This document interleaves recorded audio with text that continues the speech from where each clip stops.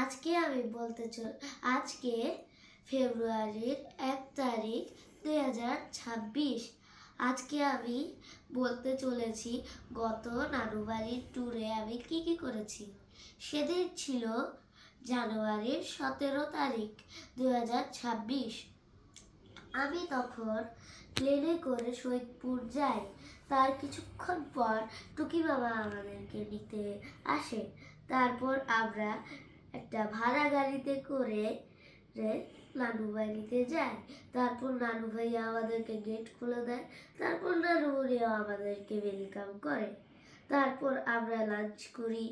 তারপর তারপর হালকা একটু কাজ করি, টুকি বাবার সাথে কথা বলি, নানু ভাইয়ের সাথে কথা বলি, হালকা একটু খেলাধুলা করি।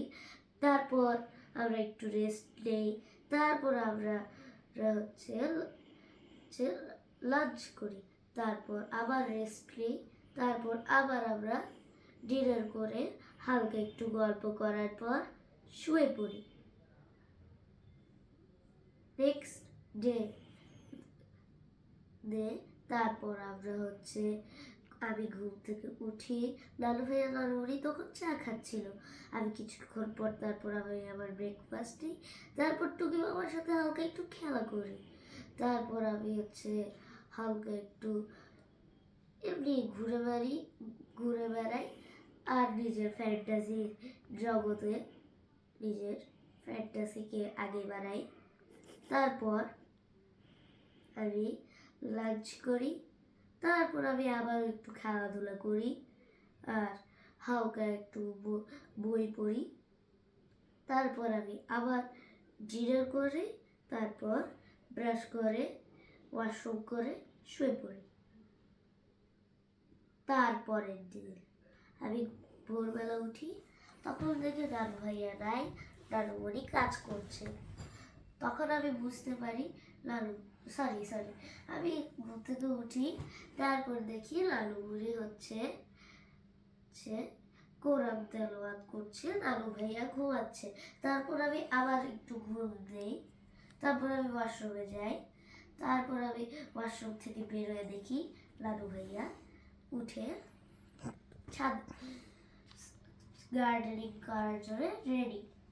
আমিও তখন ফস করে রেডি হই। তারপর নানু ভাইয়ের সাথে আমরা প্রথমে নিচে গিয়ে সব জায়গার ময়লা আগে পুড়িয়ে পরিষ্কার করে দিই। তারপর উপরে উঠে গার্ডেনিং করি। তারপর থেকে আবার দিনের মতোই দিন শুরু হয়। আমি ব্রেকফাস্ট করি। দেন আমি হালকা একটু ঘোরাফেরা করি। আবার ফ্যান্টাসির জগতে গিয়ে হালকা একটু আবার ফ্যান্টাসি বাড়াই। তারপর আমি টুকি বাবার সাথে হালকা একটু কথা বলি, খেলাধুলা করি। তারপর আবার আমার লাঞ্চ চলে আসে। তারপর আমি একটু শুয়ে থাকি, না হয় একটু ঘোরাফেরা করি। তারপর আমার কানে ব্যথা শুরু হয়। কানে ব্যথা আমার অনেক বেশি তীব্র জোরে কানে ব্যথা হচ্ছিল। তখন আমি অনেক চিল্লাচ্ছিলাম। তখন আমি ডাক্তার নানু ভাইয়াকে ফোন দিই। তখন তিনি বলেন কানে সেক দিতে। তারপর কিছুক্ষণ আমি নানু ভাইয়ার কম্বলের নিচে গরম হই। তারপর মা আমার কানে সেক দেয়। তখন সেকটা অতটা গরম ছিল না। আমি তারপর সেকটাকে আরেকটু গরম করে নিজের কানে দেই। তারপর আমার কানের ব্যথা শান্ত হয়।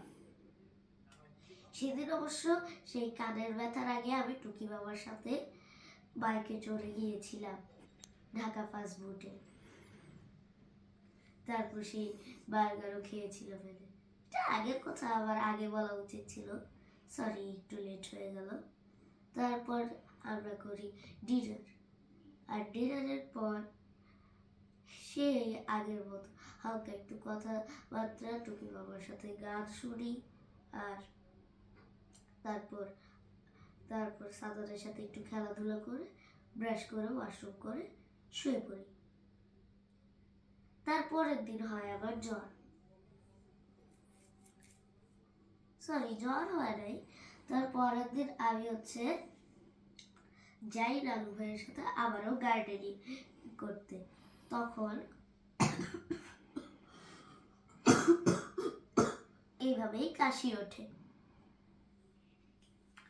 তারপর আমি গার্ডেনিং শেষ করে এসে ব্রেকফাস্ট করি। তারপর লাঞ্চের একটু পর থেকে আবার জ্বর আসে। তখন মা আমাকে কিছু বকা দেয় যে আমি তোমাকে বলছিলাম না যে জ্যাকেট পরবা, মোজা পরবা, স্যান্ডেল পরবা, এগুলা খুলবা না, তুমি আমার কথা তো শোনো নাই। তা সেইগুলোর জন্যই আমার এই জ্বরে ভুগতে হলো। তারপর আমি তারপর আমার এই জ্বরেই থাকি আর কি কিছুক্ষণ। তারপর টুকি বাবার পাশে শুয়ে থাকি। এরকম করে আমি আবারও ঘুমাই যাই। তার 2-3 দিন আমার এইভাবেই চলে। আর তারপর থেকে অবশ্য আমার নানু ভাইয়ের সাথে ছাদে যাওয়া হয় নাই, কারণ মা আমাকে ছাদে যেতে দেয় নাই, কারণ ছাদে আবার আরো বাতাস লেগে আরো জ্বর হবে। এভাবেই আমার দিনকাল চলেছিল। আরো আবার মজা হয়েছিল। তারপর যুক্ত হলো বড় বাবা। প্রথমের দিকে যখন বড় বাবা রওনা দিয়েছিল, আমি বড় বাবাকে কিছু বকা দিয়েছিলাম যে তুমি আরেক ভাইয়াকে কেন নিয়ে আসো নাই, পরের স্টেশনে তুমি আরেক ভাইয়াকে পারলে উঠায় নিয়ে আসবা, এগুলা একটু জোর দিয়ে বলেছিলাম। তারপর আমি ব্রাশ করে ঘুমায় গিয়েছিলাম। তারপরের দিন ঘুম থেকে উঠে দেখি বড় বাবা ঘুমিয়ে আছে। তারপর আমি খাওয়া দাওয়া করে লাটু ভাইয়ের সাথে বাজারে যাওয়ার জন্য রেডি হই। তারপর আমি সোফায় অনেকক্ষণ বসে থাকি বড় বাবার ওয়েটে, কারণ আমি বড় বাবার স্যান্ডেল ওয়াশরুমের ভিতরে দেখেছিলাম, আর ওয়াশরুমের বাইরে ছিল, আর আশামনের রুমে আর বড় বাবাকে ঘুমাতে দেখা যায় নাই। আমি অনেকক্ষণ বসেছিলাম। তারপর নানু ভাইয়া রেডি হয়ে চলে এসেছিল, সেই জন্য আমাকে যেতে হয়েছিল। আর বড় বাবার সাথে তখন দেখা হয় নাই। তারপর এসে বড় বাবার সাথে দেখা হলো। তারপর দেখা সাক্ষাতের পর আমরা লাঞ্চ করি। লাঞ্চটা আমি অনেক বেশি হালকা খেয়ে ফেলেছিলাম, তখন আমার খাওয়ার মুড ছিল না। তারপর মা এসে আমাকে হালকাই আর একটু খাওয়াইলো। তারপর মাও ঘুমাইছিল পুরা দিন। তারপর এই হাবি জাবি করলাম, খেলাধুলা করলাম, আমার ফ্যান্টাসির জগতে গেলাম।